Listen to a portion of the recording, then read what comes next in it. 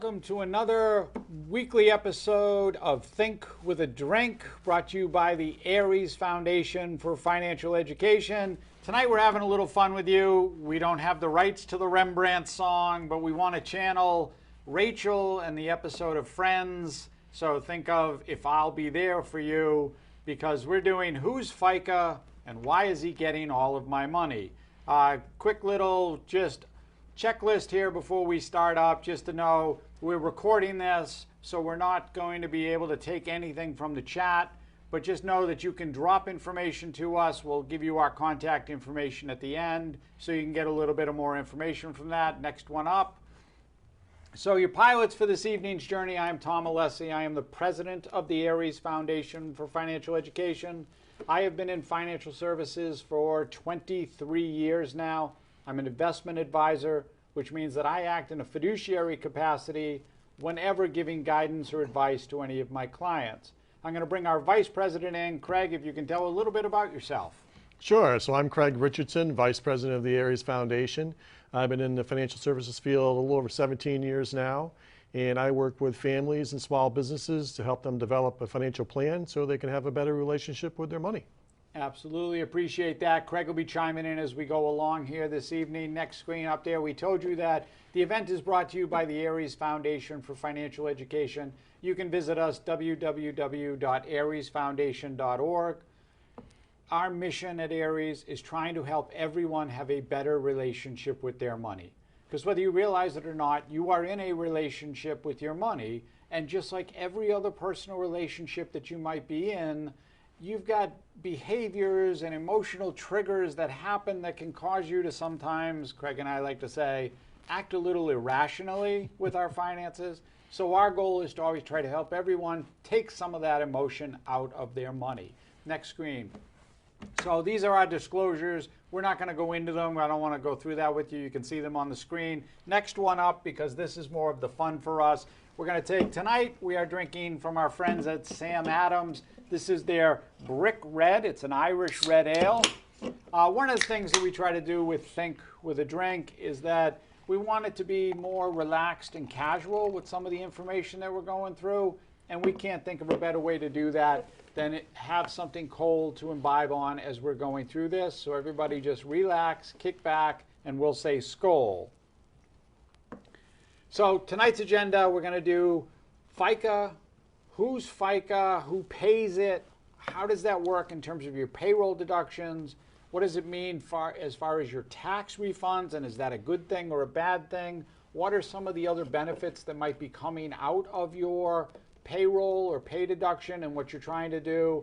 And then if there's no Q&A, so we'll just go from there. So next up. So there we go. That's where we're channeling our inner Rachel. And she asked in one of the episodes, who's FICA? And why is he getting all of my money, right? So it's the Federal Insurance Contribution Act. That is what FICA stands for. And basically, it's a law that mandates that money is being withheld, and we'll talk about why and what it's going towards. But just so you understand, this is nothing that your employer is doing. This is everything that is federal law that mandates that money is being withheld on your behalf to fund different items through this payroll deduction. Next screen. Craig, I'm going to let you do FICA history. Oh, great. So FICA history, before the Great Depression, there was no Social Security, actually. So during the Great Depression, that is when FDR, Franklin Delano Roosevelt, actually said, you can see on the screen, we put those payroll contributions there so as to give the contributions a legal, moral, and political right to collect their pensions and their unemployment benefits. With those taxes in there, no damn politician can ever scrap my Social Security program. So what this is supposed to be is to give people some type of retirement income regardless, just because they worked. Right, and so one of the things that comes up with this a lot, and we'll talk a little bit about Social Security and some of the pieces to it, but one of the things that Craig and I get a lot on is Social Security going broke? And one of the things with Social Security, when this was put in place, as Craig mentioned, FDR, you're going back to just after the Great Depression, the life cycle, the average life expectancy for somebody back then, Craig, was like what, in your 60s? 67. Yeah, 67 years old. So the idea of having this fund in for people as they get into retirement weren't spending that long of a time in it. Now the average life expectancy is like 87, something For a woman, yep. 85 for a man. So 85 for a male, 87 for a woman. So that's where some of this, where you're hearing some of that, hey, is Social Security going broke? Part of that is coming from the fact that there's more people taking out of Social Security than paying in, and the slush fund, the overage fund that's available in Social Security for all the people who passed earlier, is being depleted. So that's where some of that is coming from. Next slide. So who pays for it, right? Basically, you fund a portion of it and your employer funds a portion of it. But there are 3 separate taxes that are being withheld from your pay that you are putting into, and for 3 different purposes. So FICA makes up 3 different buckets, if you will, when you're going through this. We're going to go through it the next slide. Right? So who's paying what and for what, right? So in the case of Social Security and Medicare, which are the 2 main ones that everybody's seeing, you're paying 6.2% into Social Security. Your employer is matching 6.2%. For Medicare, that's 1.45%, and your employer is matching that. So when you do it out, you know, essentially between the 2 of them, you're putting in about 15.3%. That is what's known as payroll tax, because you're paying it and your employer is paying it, right? One of the questions that came up, we got this recently, was somebody asked about, well, if I pay this amount into Social Security, am I getting it back in my lifetime? And the answer is more than likely yes, because like we just talked about, the fact that we're living longer, you're only contributing 6.2%. Even if you did it, I did it out for somebody, if you worked for 45 years and put 100,000 into Social Security every year, Craig, that number is 4.5 million, that's correct, right? 6.2% of 4.5 million is 279,000. At the maximum wage today for Social Security, you would take, it's about 88 months before you would run out. So just do it out. If I retired at 67 at the max benefit amount, 88 months, and what's my break even? Like 75 then? It's like 7 and something years? Yeah, a little over 7 years, almost 8 years. Yep. So about 75. So if you live past 75, you've made out on money. That's one of the problems for Social Security. We're living longer, so there's not enough overage to cover those expenses. Next slide. So payroll deductions, right? Have you reviewed your pay stub recently? And the reason we bring this up is because everybody's getting something withheld, right? So in terms of that, besides FICA, you're getting other things that are being taken out of that, right? Well, you have state taxes and federal taxes and, you know, union dues, if you're, all kinds of things that come out of your paycheck. Yes. Right. And so another one of the questions that comes up is, should I claim 1 or 0 on my withholding? Because part of this is we're now past FICA, right? What we're talking about now is the ability to, how much am I having withheld, and should I be getting a tax refund or not getting a tax refund? We're going to talk about that in a second, but the idea here is that the less withholding that you have, the more you're going to end up probably paying, and what you really want to do, right, is to get it about 0. Right, where I'm not paying anything in for taxes when I file my taxes, and I'm not getting anything in return. I'm not getting a refund or a big refund. So for those people who aren't quite sure what you mean claim by 1 or 0, that's that form W-4 they give you when you first get employed with a new job, and you have to put in your withholding allowance. So it's claim 1 or 0. And sometimes if you have multiple dependents, you may claim more than 1. Right. Right, so that's what we're talking about. Now, people don't realize is you could amend that W-4 at any time. So it doesn't have to be, I change jobs, I amend it. You can amend it anytime you need to if you're feeling that you're paying too much or too little in tax. Right. Right, and so, and like we said, you know, one of the things that you want to be doing with that is trying to get as close to 0. And by the 0, when I don't mean 0 in the number there, I mean money either that I have to pay when I file my taxes, or money I'm getting in a refund when I file my taxes. Because we'll talk in a second about what happens with that. Next one on that slide. So tax refunds, there you go. It's a good thing or a bad thing, right? So why is it a good thing for a lot of people is the fact that it's a forced savings plan. This is money that's going to come to you. And how many times do we have this? We run into clients all the time with this who will tell us, I'm getting a refund, or I'm planning on this refund because I want to take a vacation, or we use it to do X, or I use it to pay down a certain portion of my debt that's out there, that type of thing. Right? Yeah. You hear that a lot? Because what we find is people aren't necessarily overall very good savers. So this becomes kind of, like it says here, a forced savings plan where, you paid in too much in taxes, we're going to force you to take some money back. Right.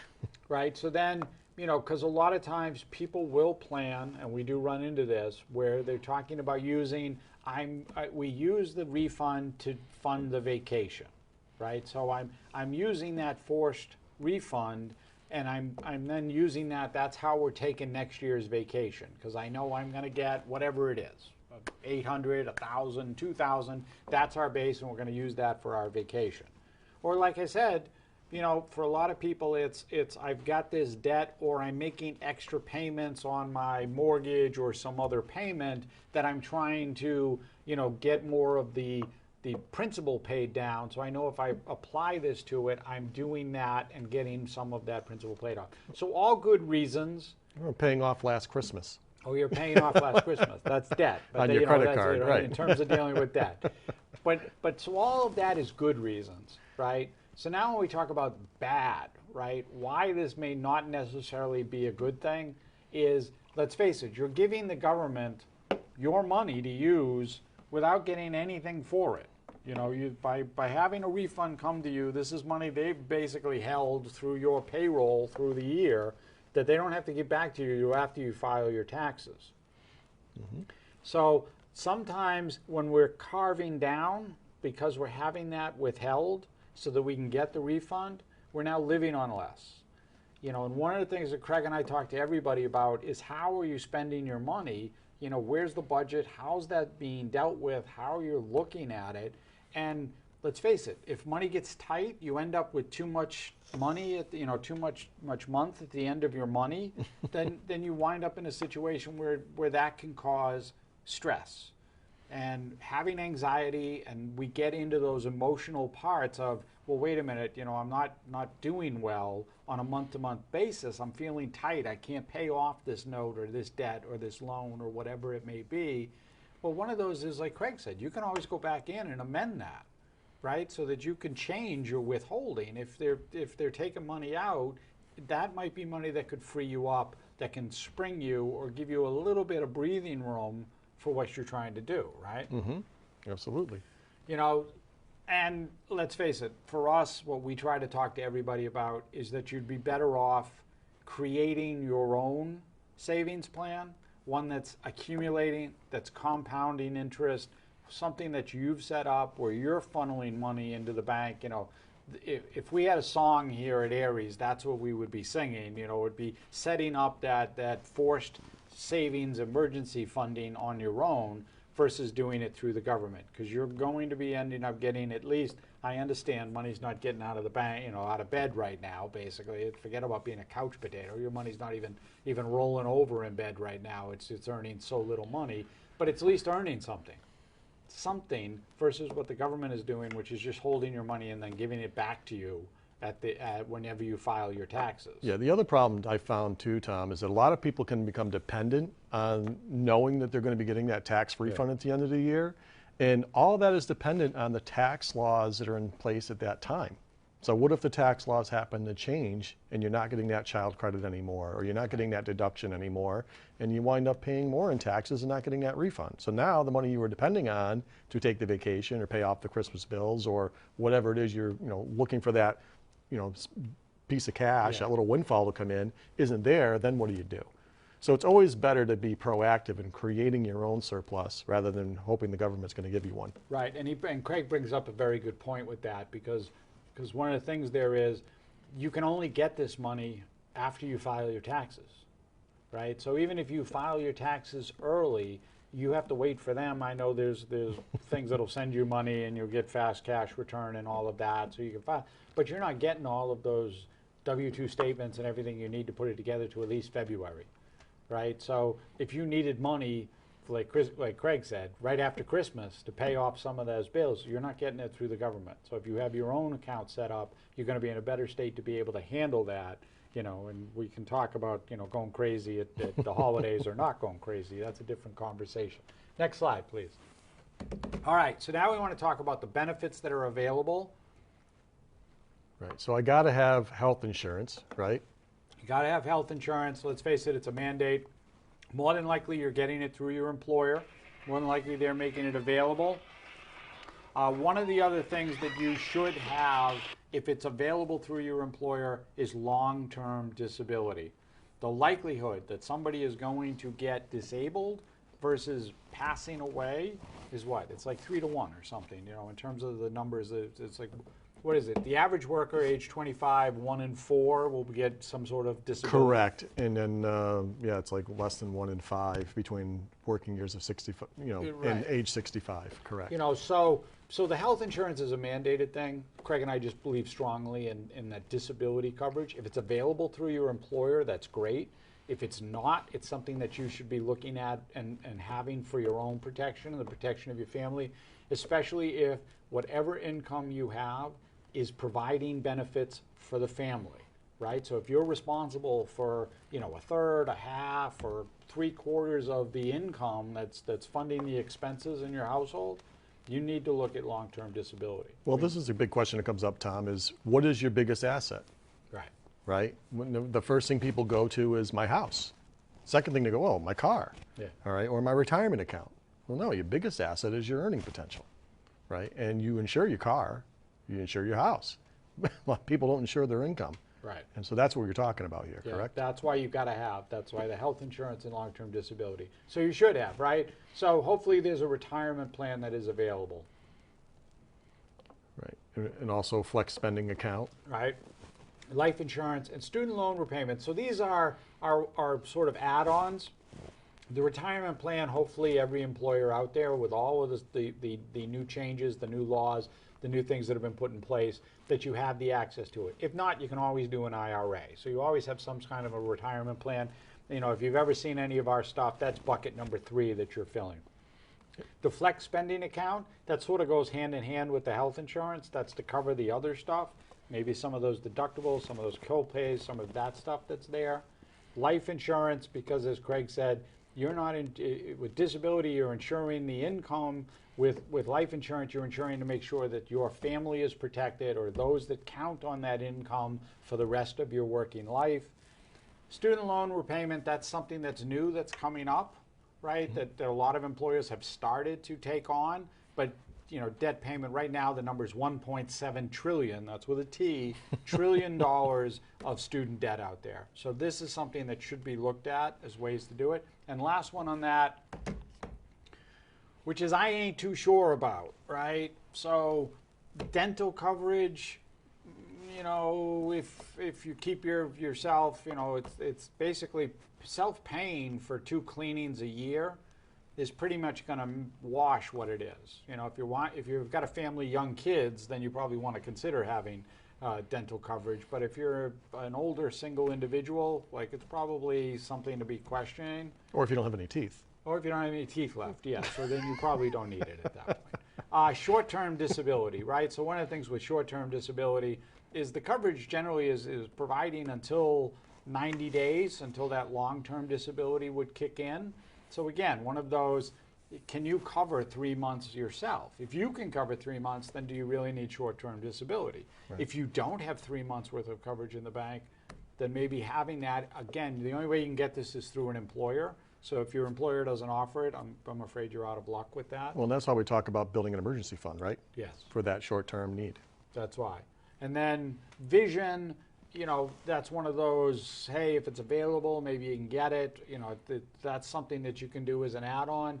and pet insurance, because we did a whole piece on the secret cost of pets, which was really one of the this is something that if you get a pet or have one, is something to be thinking about, right? I don't know if your employer is going to offer it to you, so that's another one of those.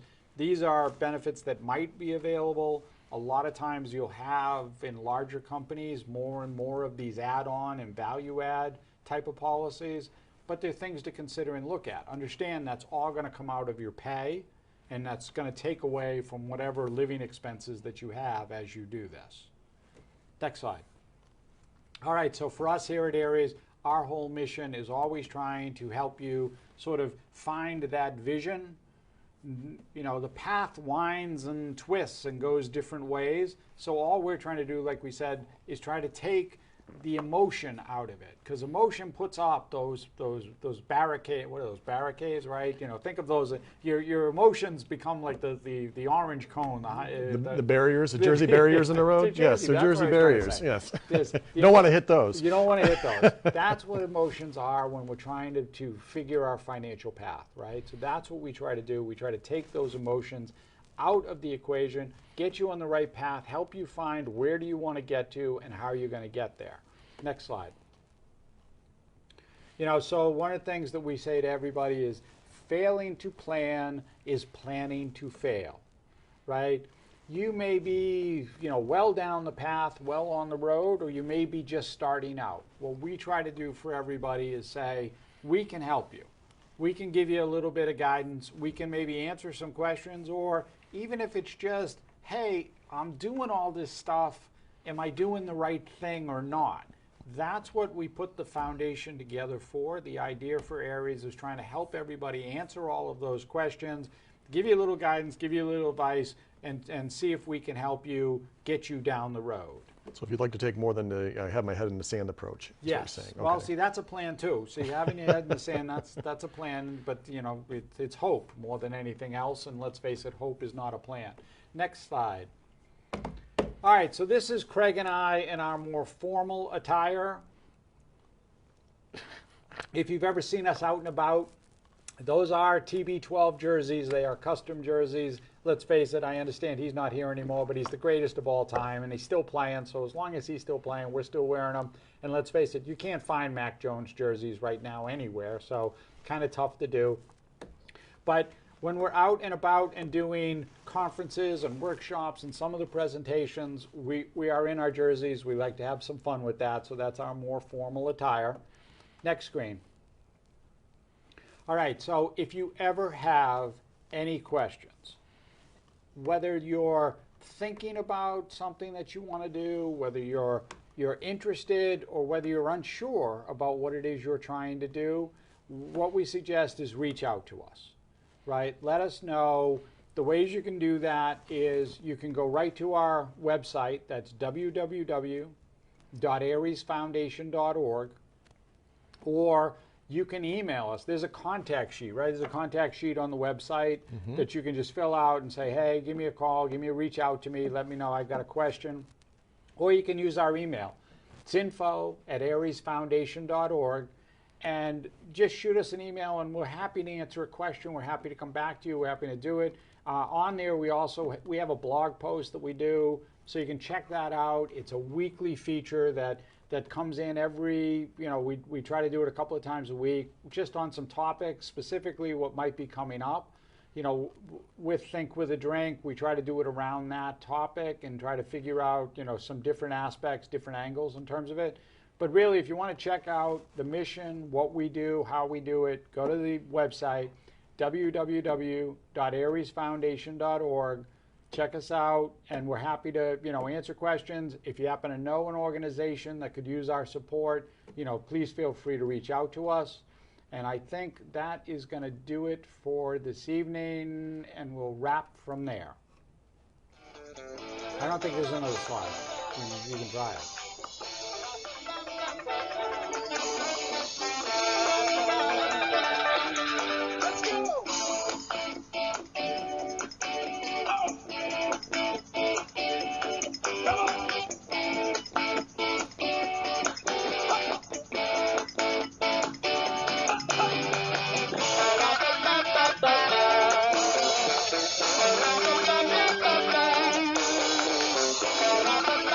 Bye.